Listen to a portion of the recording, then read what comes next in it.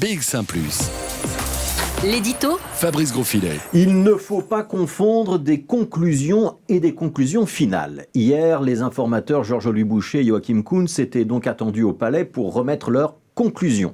Et l'entretien a quand même duré 4 heures. On pensait, naïfs que nous sommes, que c'était la fin de leur mission qui se profilait. Les commentateurs, analystes, éditorialistes dont je fais partie étaient persuadés que le roi Philippe passerait à l'étape suivante, soit en désignant rapidement un autre chargé de mission, soit en se donnant quelques jours de réflexion. Nous nous sommes donc trompés. Nous étions convaincus que les deux informateurs étaient arrivés au bout de ce qu'ils pouvaient envisager.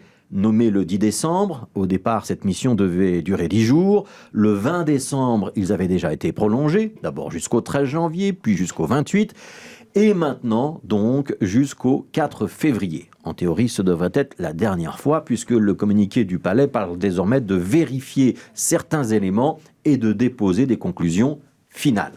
Au total, les deux présidents de parti auront donc eu 8 semaines de travail. Alors soyons nets, il y a dans ce parcours la trêve des confiseurs, cette période Noël-Nouvel An où on n'a pas franchement travaillé d'arrache-pied.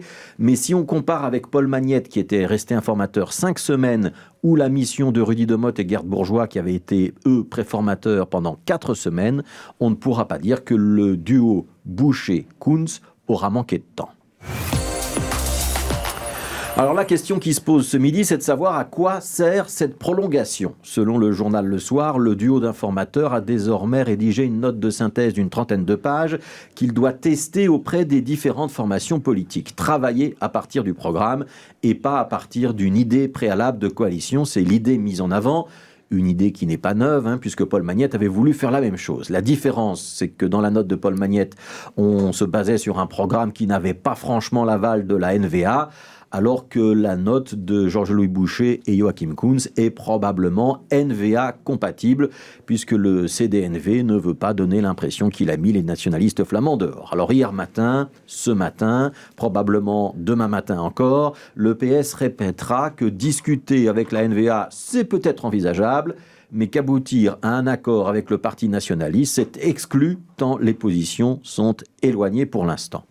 Hier matin, ce matin, probablement demain matin encore, le CDNV exclura de monter dans un gouvernement sans la NVA. Et hier matin, ce matin et probablement demain matin, la NVA dira qu'elle est prête à négocier, mais que c'est le PS qui doit faire des concessions. Bref, la situation est bloquée, complètement bloquée. Dans ce paysage que vous avez l'impression d'avoir parcouru en long, en large, en travers depuis 8 mois, il y a quand même une toute petite différence, parce que demain, c'est la cérémonie des vœux du roi au corps constitué. Ce sera l'occasion pour le roi Philippe et pour la première ministre Sophie Wilmès de prononcer un discours. Et la prolongation, elle a au moins cette vertu-là, puisque la Belgique politique est en suspens, à l'arrêt, immobile, qu'il ne se passe rien. Elle aura tout le loisir d'écouter avec une attention certaine ce que le souverain aura à nous dire demain.